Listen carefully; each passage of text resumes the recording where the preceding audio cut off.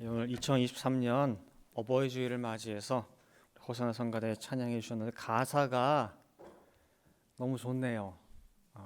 오늘 설교가 이 안에 다 담겨 있는 것 같아요.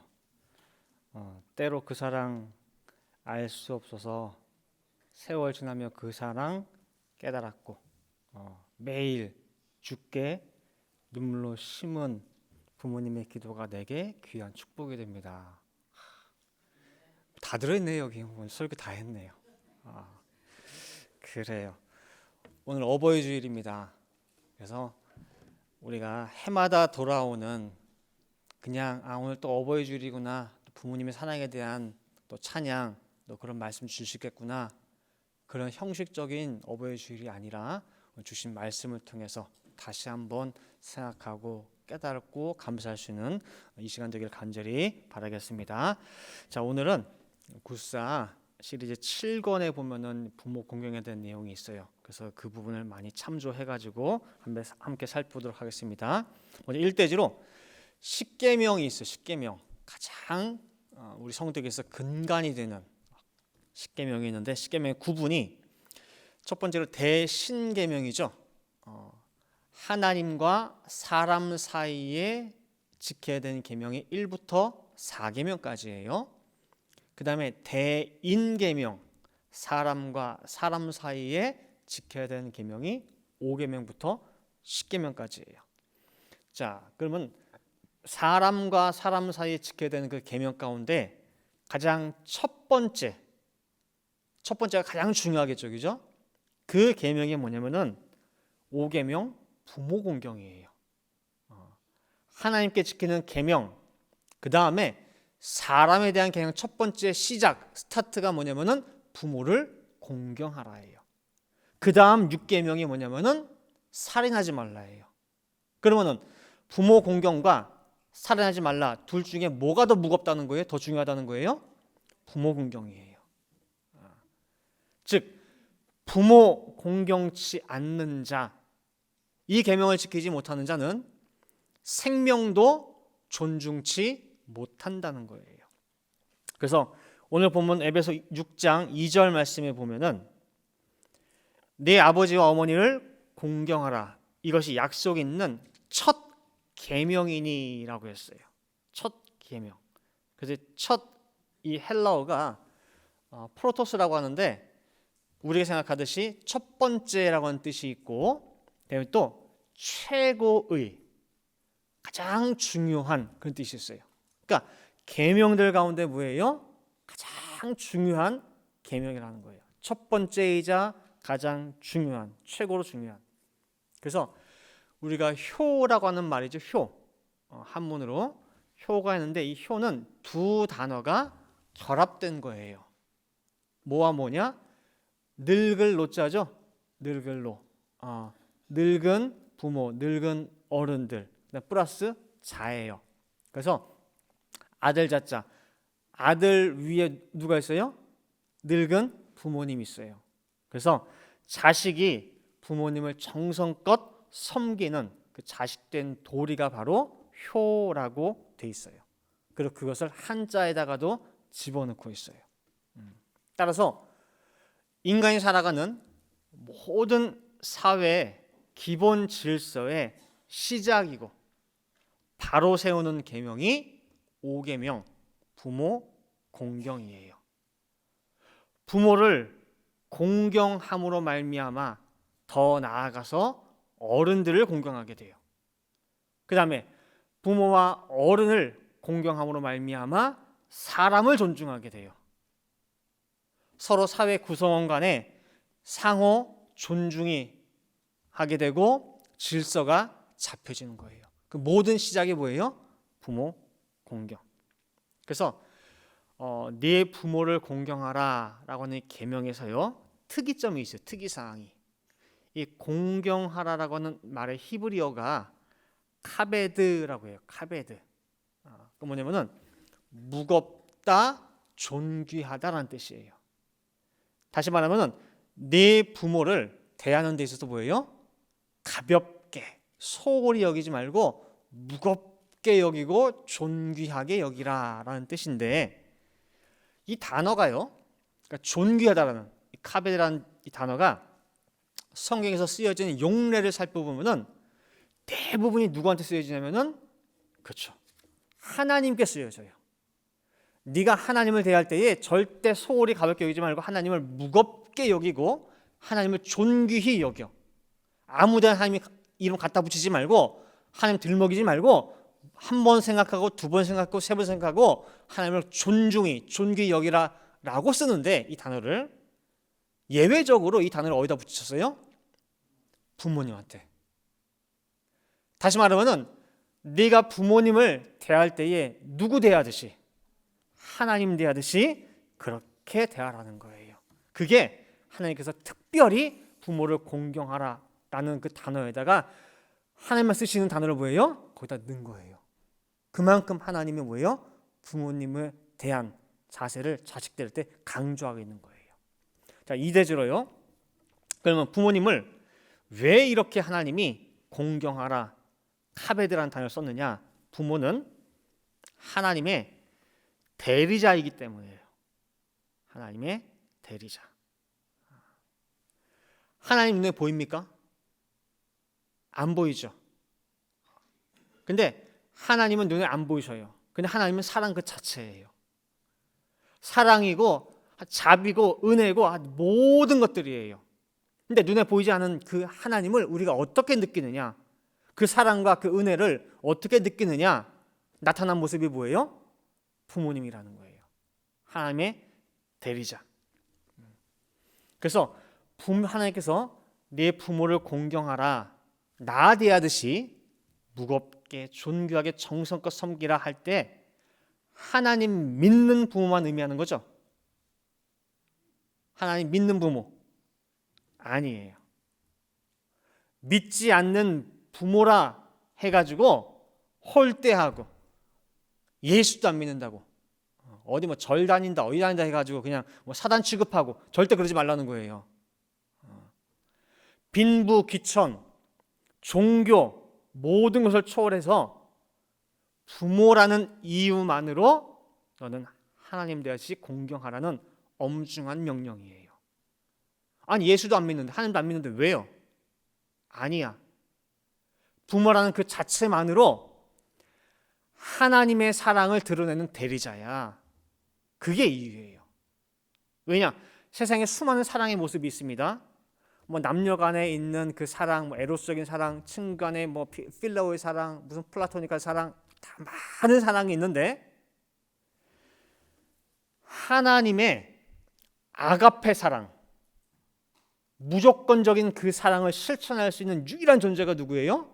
부모의 부모.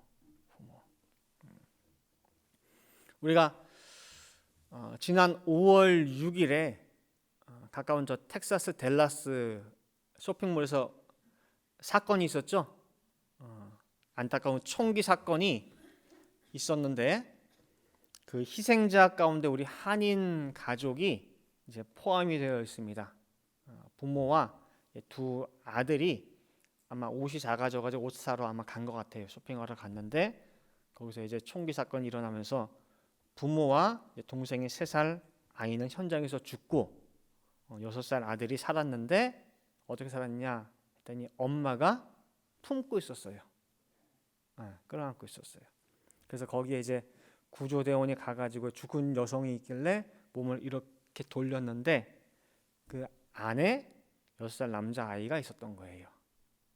머리부터 발끝까지 몸이 다 이제 피투성이고 그 아이가 하는 말이 계속 한 말이 뭐냐면은 엄마가 다쳤어요. 그러니까 죽은 줄 몰라 얘는. 엄마가 다쳤어요. 엄마가 다쳤어요 그러는 거야. 그 말만 반복을 했다는 거예요. 그걸 보면서도 느끼는 게 부모 사랑이 이런 거예요. 총이 막 날아다녀요. 총알이. 죽을지도 몰라. 근데 당장 뭐예요? 내 아이부터 끌어안는 거야. 이 6살 아이의 온몸에 피가 다 묻어 있어. 누구 피입니까 이게? 엄마 피, 엄마 피. 그 피로 말미암아 누가 살았어요? 아이가 살았어. 근데 그 모습 보면서 내 모습이 거기에 투영이 되는 거예요. 내 몸에도, 우리 몸에도 이 피가 묻어 있는데, 나를 구원하기 위한 그 대속의 피가 이렇게 많이 묻어 있는데 왜 나는 안 묻어 있는 것처럼 살아갈까? 왜 내가 잘나서 내 힘으로 살아가는 것처럼 살아갈까? 그 피로 말미암아 죽어야 될 내가 지금 살아 있는데,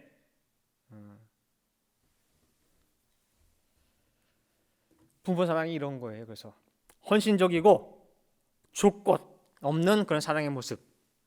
내 거 다 희생하면서도 아깝지 않아. 이 엄마는 죽으면서도 아마 자식 걱정할 거예요. 아마 나 없이 잘 클 수 있을까? 그게 부모예요. 그래서 하나님 사랑의 그 유일한 대리자가 부모님인데, 그 부모 사랑을 무시하고 깨닫지 못한다고 한다면은 어떻게 하나님 사랑합니다, 하나님 경배합니다, 이건 천부당 만부당이에요. 불가능해요, 이거는. 그래서 우리가 부모님 사랑을 내가 감사해야지, 깨달아야지 하는데 참 힘들어요. 머리로는 그렇지 하는데 그 심중까지 헤아리기가 참 힘들어요. 그래서 부모 공경한다는 거는 그 마음 중심을 헤아리는 거예요. 하나님 공경하는 것도 마찬가지예요. 하나님의 장대한 구원 역사가 있어요.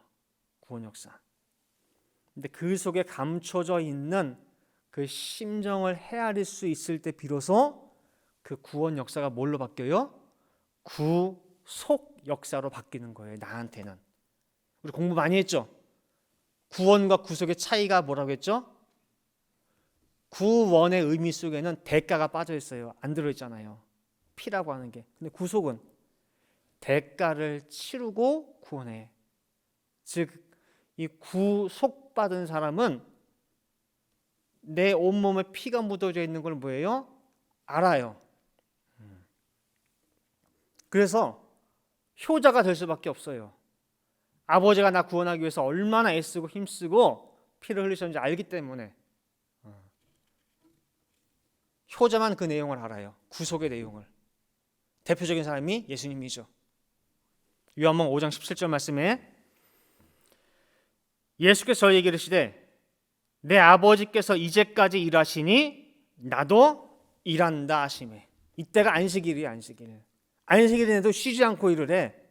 너 왜 일하니? 쉬어야 되는데. 난 쉴 수가 없어. 왜?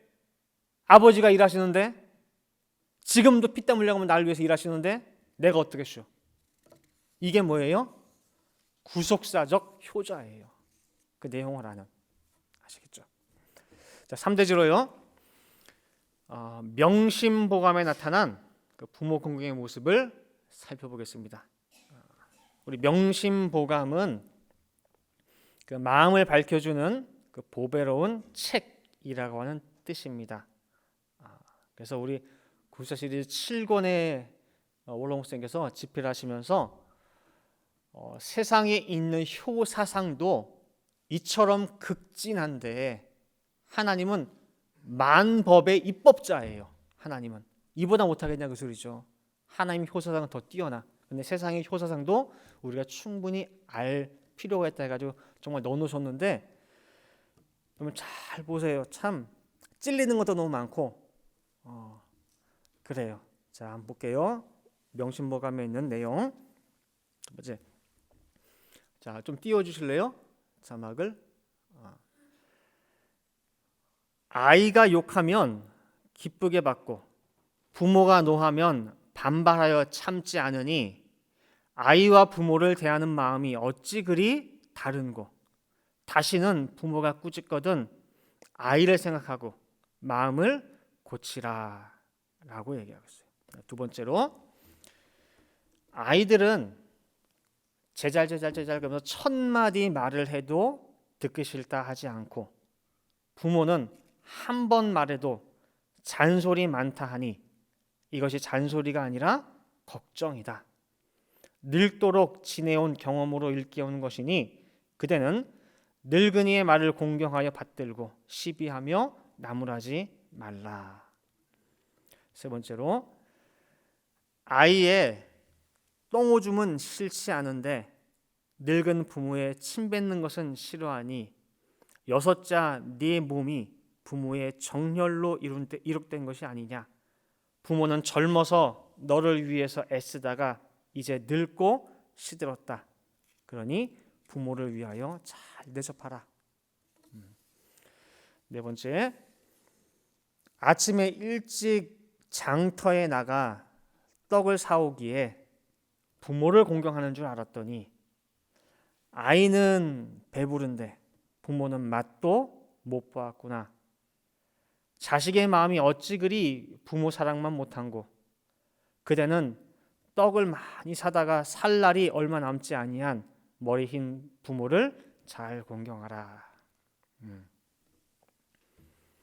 부모는 두 분이나 형제들이 안 모신다고 서로 다투며 밀고, 아이는 열이라도 모두 자기 혼자 맞느니라.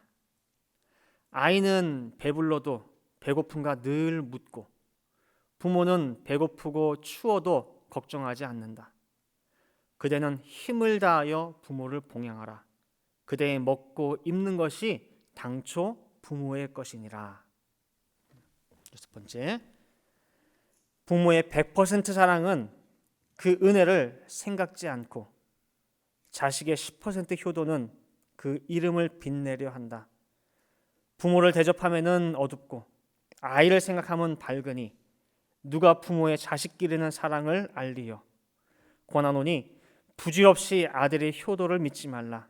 그대는 아들의 부모도 되고 부모의 아들도 되는 자리에 있느니라. 그렇죠. 자식을 대함과 부모를 대함이 이토록 차이가 나요. 내 자식은 뭐 모자른 거 없나 늘 물어보죠. 아까 나오잖아요.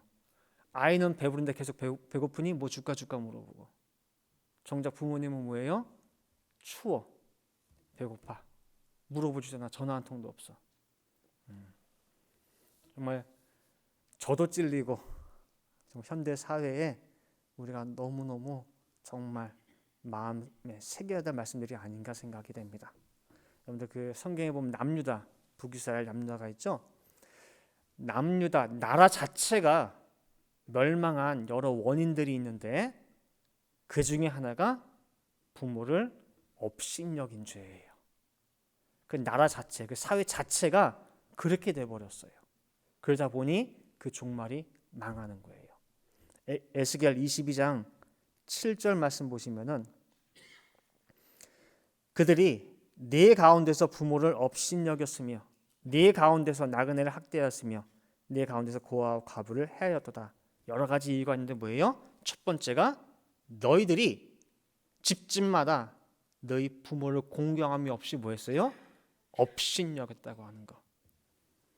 따라서 그 사회에 부모 공경함이 없다, 어른 공경함이 없다, 그 사회 나라의 미래가 앞으로 어떻게 될지를 보여주고 있는 말씀이에요. 자, 4대지로요. 부모 공경은 약속 있는 계명입니다. 다시 말하면은 오늘 본문 6장 2절 말씀도 있지만은 내가 이 계명을 지키게 되면은 하나님이 뭐예요? 약속을 해야 된대요. 잘 지키면 내가 요거 반드시 지킬게, 약속할게라는 거예요. 약속 있는 계명이래요. 그 약속이 뭐냐? 신명기 5장 16절이에요. 너는 너의 하나님 여호와의 명한 대로 네 부모를 공경하라. 그리하면 너의 하나님 여호와가 네게 준 땅에서 네가 생명이 길고 복을 누리리라 말씀하고 있어요. 이 신명기 5장 16절 말씀에 근거해 가지고 사도 바울이 오늘 에베소 6장 3절에 이렇게 말씀하고 있는 거예요. 에베소 6장 3절, 이는 네가 잘 되고 땅에서 장수하리라 라는 거예요. 이거는요, 믿는 자든 믿지 않는 자든 효도하는 자는 뭐예요? 다 해당되는 거예요. 아까 그랬죠. 네 부모를 공경하라라는 것이 하나님 믿는 부모만 아니에요. 믿는 부모든 믿지 않는 부모든 마찬가지예요.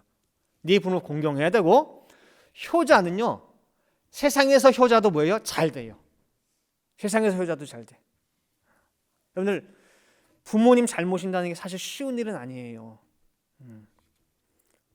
부모님을 잘 모시다 보면은 부부간에 싸움이 나요. 남편이랑 싸우기도 하고, 와이프랑 싸우기도 하고, 그리고 아이들한테 미안한 경우도 생겨요. 많이 생기죠. 생활이 넉넉해가지고 부모님이고 자식이고 다 봉양할 수 있고 해줄 수 있으면 얼마나 좋겠어요.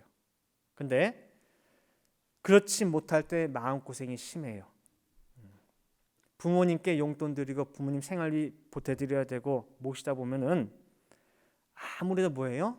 생활비를 쪼개야 돼요. 빠듯하게 되죠.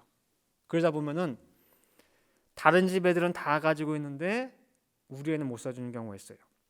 다른 집 애들은 뭐 학원 뭐 2개, 3개 보낼 수 있는데 우리 애는 그것도 못 해줘. 그러면 늘 뭐예요? 미안하죠? 안쓰럽고. 그런데 하나님 말씀에 효자는 어떻게 돼 있다고 했어요? 잘 되게 돼 있다고 했어요. 잘 되게 돼 있다고. 분명히 신명기 5장 16절, 에베소 6장 3절에 네 생명이 길고 복을 누리고 잘 된다기 때문에 요대로 돼요. 나중에 지금은 미안해. 근데 나중에 지금은 몰라도요. 지나고 나면은 그렇게 미안하고 안쓰러웠던 자식들이요. 잘 돼 있어요.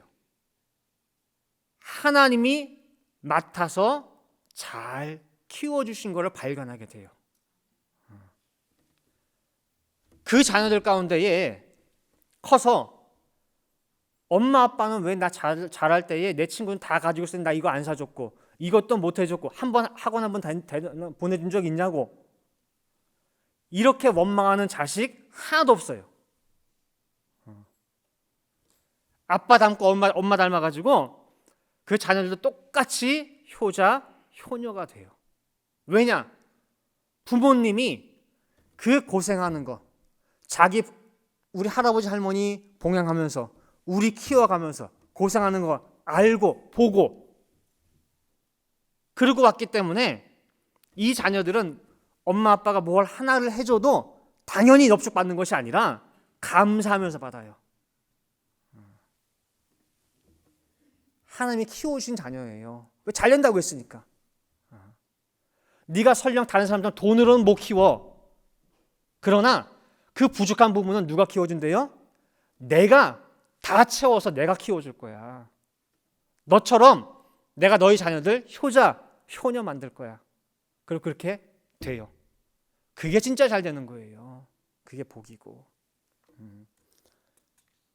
내가 내 자식 위해서 100번 신경 쓰는 것보다 누가 한 번, 하나님이 한 번 신경 쓰는 게 뭐예요? 1000배만 배 낫다고 하잖아요. 하여간 그래서 이 땅에서 효자는 뭐예요? 잘 된다 안 된다? 잘 돼요. 잘 돼. 그러니까 믿으세요? 그래서 성경에 등장한 대표적인 효자가 누구냐? 예수님이 그 다음에 또 구약 요셉이 요셉. 형들한테 미움받아가지고 애굽 팔려가죠? 17살에. 그 충격과 정말 그 상처가 얼마나 큰지 몰라요. 13년 동안 고생하다가 30세에 애굽의 총리로 돼요. 은혜 가운데에. 처음 총리가 되고 7년 풍년 있죠. 3년 흉년째에 형들이 곡식사러 왔다가 만나요. 이런저런 우여곡절 끝에 드디어 요셉이 자신의 정체를 밝혀요.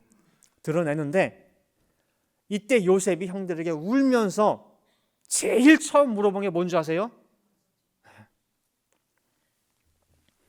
창세기 45장 1절부터 3절입니다.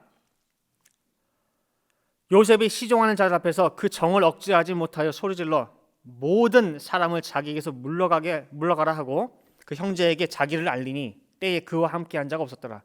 요셉이 방성대곡하니 애굽 사람에게 들리며 바로의 궁중에 들리더라. 요셉의 그 형들에게 이르되 나는 요셉이라. 내 아버지께서 아직 살아계시니까. 형들이 그 앞에서 놀라서 능히 대답하지 못하는지라. 17살에 헤어져 가지고 지금 시간이 얼마나 지났느냐? 40세니까 23년 지났어요. 요셉의 온 마음은 아버지 야곱의 안부예요. 형들, 내가 요셉입니다. 당신 팔은 요셉입니다. 아버지 어떠십니까? 살아계십니까? 건강하십니까? 편찮으신 일 없으십니까? 요셉은 아버지 야곱이 자기를 향한 그 사랑이 얼마나 끔찍한지를 알아요. 과연 날 잃어버리시고 혹시 우리 아버지 상심이 너무 커가지고 몸져 누우신 거 아닌가? 병드신 거 아닌가? 지난 23년간 요셉의 온 마음이 뭐예요? 아버지에 대한 걱정밖에 없어요. 그것이 만나자마자 첫 번째 묻는 거예요. 아버지 괜찮으십니까? 살아계십니까? 그래서 23년 만에 아버지 야곱과 요셉이 만나 재회하는 그 장면은 참 언제 읽어도 가슴이 되게 뭉클해요.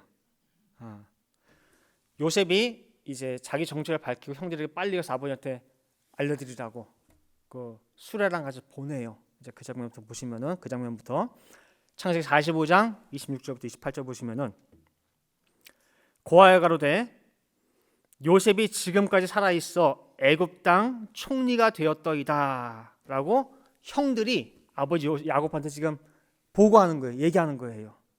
근데 야곱이 그들을 믿지 아니함으로 기색하더니 그랬어요. 지금까지 23년 동안 야곱은 요셉이 뭐예요? 죽은 줄 알고 있어요. 짐승한테 찢겨가지고. 근데 갑자기 살았다니 말이 됩니까? 안 믿었어요.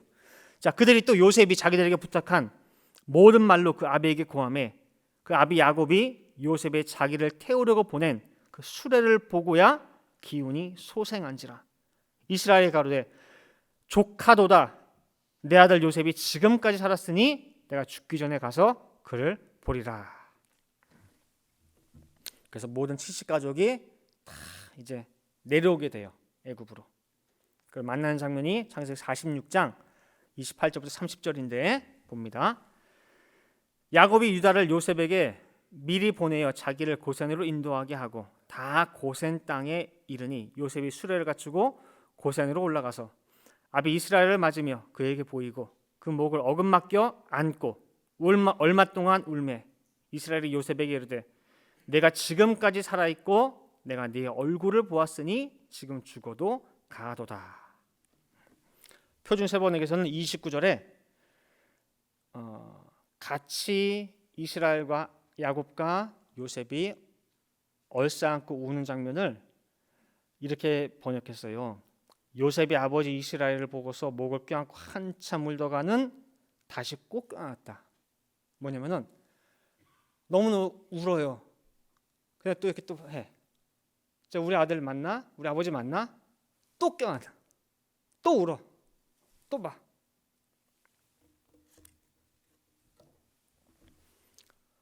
진정한 효자 요셉의 모습이에요. 자, 오대지로 진정한 효는 신본주의 효입니다. 진정한 효는 신본주의 효. 십자가상 세 번째 말씀이 뭔지 아시죠? 세 번째 말씀이 요한복음 19장 26절입니다. 요한복음 19장 26절. 예수께서 그 모친과 사랑하시는 제자가 곁에 섰는 것을 보시고 그 모친께 말씀하시되 여자여 보소서 아들이니다 하시고 그랬어요. 지금 십자가 밑에 어머니 마리아가 있죠. 그죠? 그 어머니에게 예수님께서 지금 말씀을 하시는 게 세 번째 말씀이에요. 근데 이제 뭐라고 부르고 있어요? 근데 어머니 보소서 아들이니다 라고 했어요? 아니에요. 어머니 마리아를 향해 가지고 여자여라고 하고 있어요. 여자여. 여자여 보소서 아들이니이다. 사람 생각으로 볼 때는 버릇없죠.